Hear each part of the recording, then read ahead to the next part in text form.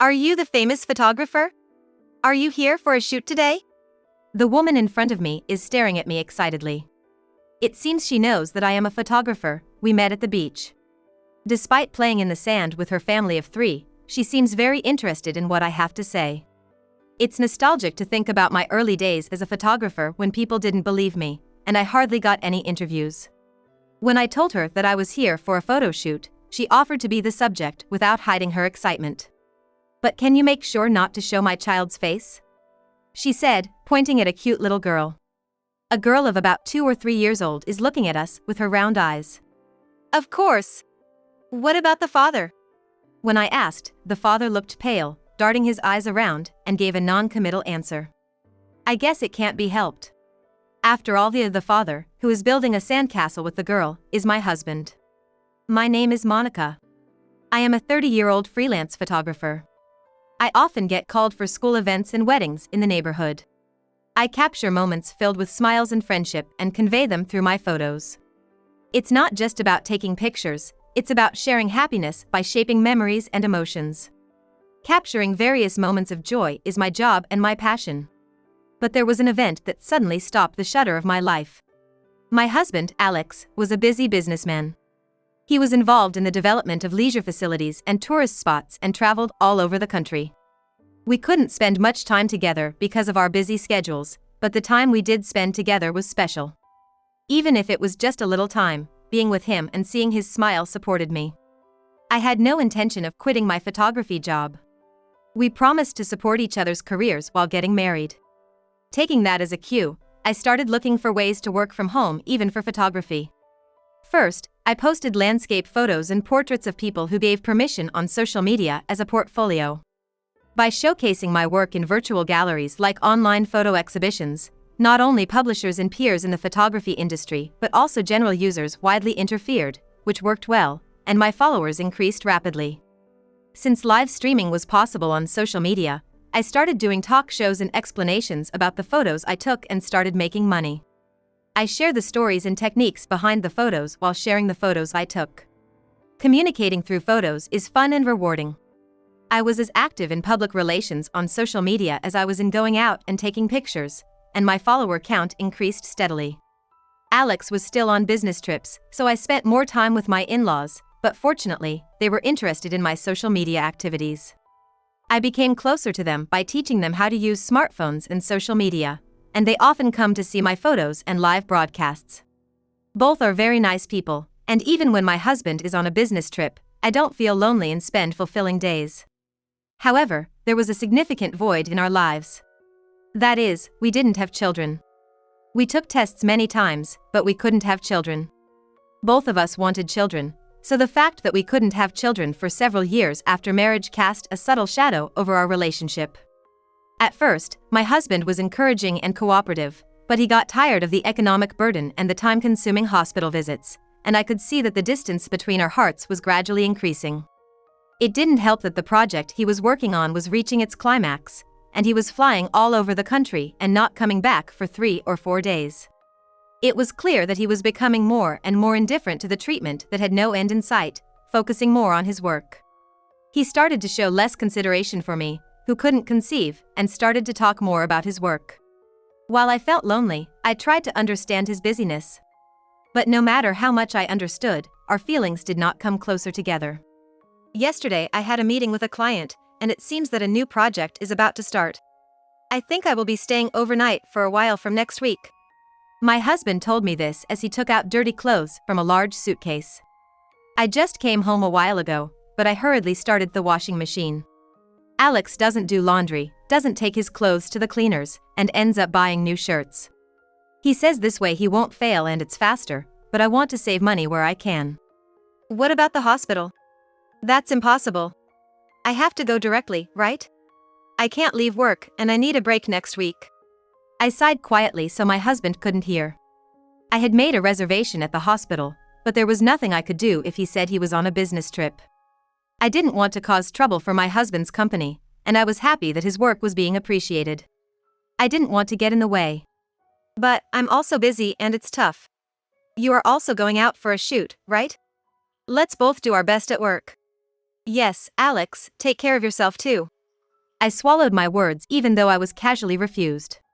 Maybe Alex doesn't want children anymore. But I was too afraid to ask if that was the case. Should I accept this silently, or should I bring it up indirectly? My indecision was messing with my mind. I was good at conveying people's joy and sorrow through my camera. But now, I spend my days without noticing my own feelings. I felt like I was slowly being trapped inside the frame of a photograph. One day, I received a letter with a famous resort company's logo on a nice white envelope. It didn't seem like just a direct mail, so I hurriedly opened the envelope. Inside was a voucher for a luxurious hotel by the sea. And it seemed to be worth an amount for 3 people. I wondered why this was sent to me, and I felt a fluttering in my chest and immediately went to my husband. Alex, this came, do you know anything about it? Of course, I was not accusing or suspecting him. I was careful to ask naturally without sounding sharp. Alex stopped reading the newspaper and looked at me. He was expressionless, but he slightly narrowed his eyes and glared at me. I had never been looked at like that before, so I couldn't hide the sinking feeling in my chest. Oh, that. A colleague couldn't make it, so I made the reservation instead, and it was delivered here. It's nothing strange, so give it back quickly. He reached out his hand. Without saying anything, I handed over the envelope and voucher, and Alex quickly snatched it. However, when he looked at the addressee, he clearly looked uncomfortable and looked back at me. This is addressed to me, right? Don't open it without permission. I was taken aback and hurriedly apologized. However, my husband, who works in sales, often receives various direct mails as a greeting. I was surprised that he was upset because I had been casually disposing of the ones that came to the house. I'm sorry, I didn't know if it was a direct mail, so I just checked. I'm here today, so you could have asked, right? Alex took the envelope to his room, and I couldn't inquire any further about the ticket. I was a little unconvinced about why he needed to book a ticket for his colleague, but I had no choice but to accept Alex's explanation. However, less than half a month later, another incident occurred. It was April, just before the long weekend. There was a memorial service scheduled at my in-laws' house, but suddenly Alex said he had to go on a long business trip. I was initially at a loss for words. A business trip? During the long weekend? In my line of work, I often get requests from families for landscape photos. But I had already taken time off for the memorial service. Not just for freelancers, but generally, companies are supposed to be off during the long weekends. At least, Alex's company usually is. Alex shrugged his shoulders lightly and made a forced smile. It just came up all of a sudden. I have to work on my day off. Can't be helped, right? So, could you attend the memorial service in my place? I knew he took pride in his work and was seriously committed to his career even before we got married, but there were increasing moments when work or business trips felt like a thorn in my side. In the end, he packed his favorite suitcase and left for work. My in-laws were informed at the last minute, and although they were angry with his attitude, they were considerate enough not to make me feel uncomfortable. I'm sorry we made plans and he couldn't make it. I'll give Alex a piece of my mind next time I see him, my mother-in-law said. But all I could do was force a smile. We were supposed to stay for a few days after the memorial service. Alex is the only child of my in-laws, and they would be lonely if we left right away, so I ended up staying with them until after the long weekend as originally planned. I took photos of my in-laws' daily lives and scenes I usually wouldn't, with the camera I brought. I killed time by planning photo shoots, but deep down I felt the absence of Alex, who was supposed to be there. To change my mood and for work, I decided to go to the beach one station away. Everywhere you looked, families were enjoying their outings. People were also enjoying walks and sunbathing under colorful beach parasols. I walked along the beach with my camera. Suddenly, I spotted a family building a sandcastle. I stopped in my tracks when I heard a familiar voice. I was glad I wasn't holding my camera, as I would have surely dropped it at the sight before me. In the circle was Alex, building a sandcastle with a young woman and a toddler. They looked like a close-knit family, gathering white sand and seashells, and I couldn't believe my eyes. But the hotel vouchers that arrived at our house, the frequency of his sudden long business trips, his indifference, everything piled up like sand in front of me. If this was a commissioned work, it would be an ideal family scene worth capturing multiple times. Even though my husband was right there, I couldn't believe it. The child there must have been a 2 or 3-year-old girl. It closely resembled the time when I started feeling Alex drifting away. My husband already had another family. I don't know if it was my intuition as a wife, but I realized that there was a blood connection between that little girl and my husband. The glass frame in my heart shattered mercilessly. The photo that was supposed to be displayed in that frame was filled with happy smiles of us as a couple. I made up my mind and approached the woman. Not Alex, who was playing with the toddler. The woman, wearing a large straw hat, looked surprised at my sudden approach. Somehow, I managed to smile and apologized for speaking to her out of the blue. Then, I handed her my business card and told her I was a freelance photographer. Only my professional name is listed on the card, but my contact information on social media is also there. She seemed interested in the card and began to search for me on her smartphone. On the other side, Alex, who had definitely noticed me, was staring at a point on the sandy beach as if frozen. "If you don't mind, could I take a photo of your family? I sometimes do live broadcasts where I share photography tips." "Wow, you're Monica. I follow you. You post tips on smartphone photography, right?" Unaware of my relationship with Alex, she was delighted to be approached by a minor celebrity on social media. It was surprising that she was a follower, but she seemed enthusiastic, not only about the photo shoot but also about the live broadcast. I boldly invited her, and even before I could finish my sentence, she excitedly agreed. I felt guilty for deceiving her, but my goal was to somehow document Alex's other family. "Can you teach us some photography tips for moms?" "Alex too." "I'm good," said Alex, clearly in a panic. He was obviously trying hard not to look at me and thinking desperately for an excuse. "No, maybe we shouldn't. Like showing faces." "But I do model for pamphlets." "Oh, can we make sure not to show the kid?" I later found out that the woman he was cheating with was a model named Nancy, whom he met through his company's public relations. Of course, I agreed and adjusted my smartphone camera so that the child wouldn't be in the frame. I prepared the environment for immediate streaming and started the live broadcast as if I were teaching other mothers. Since the child wasn't on screen, Alex was the center of attention. His strange smile was interpreted positively by the viewers, and soon comments about the cute, nervous dad started to spread. After ending the live broadcast, I thanked him and left the scene. However, within a few minutes, Alex chased me down and stopped me. He left Nancy and the child behind. I asked him, "What are you trying to do?" but he remained silent, seemingly sulking. Probably feeling awkward with Nancy, he decided to escape to me. I wonder what he was planning to do by stopping me. Finally, he opened his mouth heavily. "Please understand." He didn't explain anything. What does he expect me to understand? "Well, I can see it, though. It couldn't be helped, right? I had a child with her before you and I had one. It's okay, Nancy's family is rich, and she says we don't need to get married." Alex, becoming defiant, finally confessed the truth. It's hard to believe that a young woman who got pregnant would say something so convenient. Probably, Nancy realized that he was already married. "I really wanted kids, you know. But you can't have them. Nancy is straightforward and a good girl, and the child looks so much like Nancy, she's incredibly cute. But it's not that I started to dislike you or didn't want to live together anymore," Alex rambled incoherently, leaving me with no choice but to hold my aching head. Apparently, he is insisting on continuing life as it is now. "I won't cause you any trouble. This situation is perfect for me. Isn't it fine like this?" I should have argued that it's not fine at all. However, I felt so suffocated that I couldn't speak. In front of my silence, he seemed to feel as if he had persuaded me, and with a somewhat triumphant sigh, he tried to leave. But then, unexpectedly, 2 people rushed over. It was my in-laws. "What's going on? Who is that woman and child?" My father-in-law, his face red with anger, shouted. Alex flinched and was surprised by the sudden appearance of his parents. "Why?" "We saw it on the live broadcast notification. Who said you were on a long business trip? You didn't even come home, and now there's an unknown woman and child." My mother-in-law stepped in between us to protect me, and scolded Alex fiercely. I was also surprised.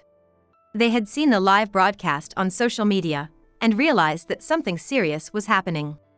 They were shocked to see Alex, who appeared to be a couple with an unknown woman, and hurriedly drove over. Being questioned by his parents, he had no choice but to confess everything about his relationship with Nancy and the child. He received a strong slap from his mother, who called him a disgraceful son. My father-in-law glared at my husband with such a terrifying expression that I thought he might have punched him with his fist if my mother-in-law hadn't slapped him. My in-laws took me away, leaving Alex behind. Later, with their apologies and strong encouragement, I decided to get a divorce. Alex and his mistress, Nancy, had a thorough discussion about their affair, and I received compensation for the emotional damage caused by them, which seemed to settle the matter temporarily. However, as I hired a lawyer and started divorce proceedings, various facts came to light. First, Nancy was fully aware that Alex was married. The fact that she got pregnant, was understanding, and even said it was not necessary to get married, indicates that she was somewhat prepared to be in a relationship with a married man. She probably didn't bring up any issues not only because of money but also because she wanted to keep him as long as possible. On the other hand, she seemed genuinely unaware that I was the other person involved. When she found out that I was the one she had been following on social media, she was outraged and blocked me on all my accounts. Not only that, but she also started defensively posting on various message boards, which ironically only made it public that she was the mistress, causing me to receive an outpour of sympathy. She apparently also caused trouble at her parents' house because of the child she had with a married man. Being kicked out and almost losing her home, she audaciously thought about moving into my in-laws' house. Which, of course, they firmly refused. Next, more secrets about Alex started to surface. As I continued the investigation for the compensation claim, it turned out that there were countless women around him. In fact, he had been having affairs every time he went on a business trip, and there were multiple mistresses with whom he had relations several times. Some of these mistresses were found to be engaged or married. I decided to send the data of the live stream in question. A little investigation would reveal that I, the legal wife, was the one broadcasting, and the people shown were Alex's mistress and their child. As a result, the women who were deceived into thinking he was single and the husbands who had their wives stolen were enraged and stormed Alex's place. He faced lawsuits from all directions, including me, and had no choice but to accept them all. As more and more new facts came to light, Nancy unexpectedly took the child and ran away. She probably chose to escape from her relationship with Alex out of disgust. The uproar Nancy caused on social media eventually died down, and her account disappeared, so I decided to let her go. However, considering her character, which proudly posted about the affair on social media, it was unlikely that she would just disappear after deleting her account. As expected, Nancy started using a completely different account. However, she kept posting as if she were the victim of a tragedy, which led to her being easily identified and receiving backlash. After that, whenever things got tough, she would delete her account and create another one, reviving herself like a phoenix. Even Nancy abandoned Alex, who, in the end, seemed to have planned to rely on my parents-in-law. However, when they found out that he had multiple mistresses, they were even more furious. Without apologizing to anyone, he just clung to them for help out of desperation, which led my in-laws to make the decision to cut ties with their son. After the affair scandal, my husband was left with a considerable amount of compensation to pay. As legal proceedings progressed, inquiries from the mistresses and their husbands started flooding the company, complicating the situation even further. Moreover, this was not the worst outcome. The unprecedented scandal of exposing the child with the mistress on social media spread rapidly during a business trip. And the reviews of the company-related facilities were filled with comments of shock and anger. The loss of trust due to the backlash spread both internally and externally, prompting the management to urgently implement countermeasures. However, since they were not familiar with handling online backlash, they were forced to hastily consult with experts and create a communication strategy. On the other hand, they were also working hard to provide accurate information to the employees and bring an end to the confusion. In the wake of this online scandal, a lot of inquiries and criticisms came from both inside and outside the company, and Alex's reputation plummeted rapidly. He became someone to be avoided at work, completely isolated within the company. In the uncomfortable atmosphere, the company quickly wished for his resignation, and Alex had to look for a new job. Technically, he was always able to do his job without any problems, and he had a good track record in sales. He was liked by the older generation who do not use social media, and he was quickly blessed with a new job. However, a person's basic nature does not change. Within half a year, he seems to have caused one trouble after another, such as making a pass at the director's wife or trying to expense the cost of a hotel he used on a business trip. He got fired, joined a new place, caused chaos in relationships there, got fired again, and now he seems to be in a loop of getting kicked out everywhere and moving from one church to another. On the other hand, even after the divorce, I still have a relationship with my ex-in-laws. They were always considerate, which has allowed me to live a peaceful life. The fact that I could end my relationship with Alex and start anew is all thanks to the support of my former in-laws. After the divorce, for a while, I found it painful to even take pictures of children. Although my ex-in-laws must have felt betrayed and hurt by their son, they made a conscious effort to show a harmonious front and support me. They made a lot of effort to help me believe once again that my relationship with Alex was not everything about our marriage. One day, I took a photo of my ex-in-laws having a calm conversation. I plan to make this photo the main feature of my upcoming online exhibition. They were quite embarrassed, but I think they will be happy in the end.